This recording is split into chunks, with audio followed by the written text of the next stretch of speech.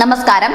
ലോക്സഭാ തെരഞ്ഞെടുപ്പിൽ കനത്ത പരാജയം ഏറ്റുവാങ്ങേണ്ടി വന്ന ബി.ജെ.പിയിൽ ഇപ്പോൾ ശുദ്ധീകരണം നടന്നുവരികയാണ്. അതിന്റെ ഭാഗമായി സംസ്ഥാന നേതാക്കൾക്ക് കേന്ദ്രത്തിന്റെ മുന്നറിയിപ്പ് എത്തിയിരിക്കുന്നു. അടുത്തിടെ നടന്ന ലോക്സഭാ തെരഞ്ഞെടുപ്പിൽ ഉത്തർപ്രദേശിൽ ബി.ജെ.പിയുടെ പ്രകടനം വളരെ മോശമായിരുന്നു. പ്രതിപക്ഷത്തിന്റെ 43 സീറ്റുകളുമായി താരതമ്യം ചെയ്യുമ്പോൾ പാർട്ടി 36 സീറ്റുകളാണ് നേടിയത്. അതുകൊണ്ട് തന്നെ വരാനിരിക്കുന്ന തെരഞ്ഞെടുപ്പിൽ പൊതുസ്പർദ്ധ അവസാനിപ്പിച്ച് ശ്രദ്ധ കേന്ദ്രീകരിക്കാൻ കേന്ദ്രം ബി.ജെ.പി സംസ്ഥാന നേതാക്കളോട് ആവശ്യപ്പെട്ടു എന്നുള്ള വാർത്തയാണ് ഇപ്പോൾ പുറത്തുവരുന്നത്.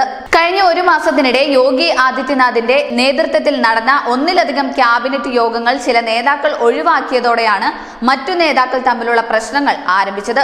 ഇതിനിടെ ആഭ്യന്തര സംഘടനകളുടെ ചെളിക്കുണ്ടിൽ ബി.ജെ.പി മുങ്ങുകയാണ് എന്ന തരത്തിൽ സമാജ്വാദി പാർട്ടി അധ്യക്ഷൻ അഖിലേഷ് യാദവ് ബി.ജെ.പിയെ രൂക്ഷമായി വിമർശിച്ചിരുന്നു.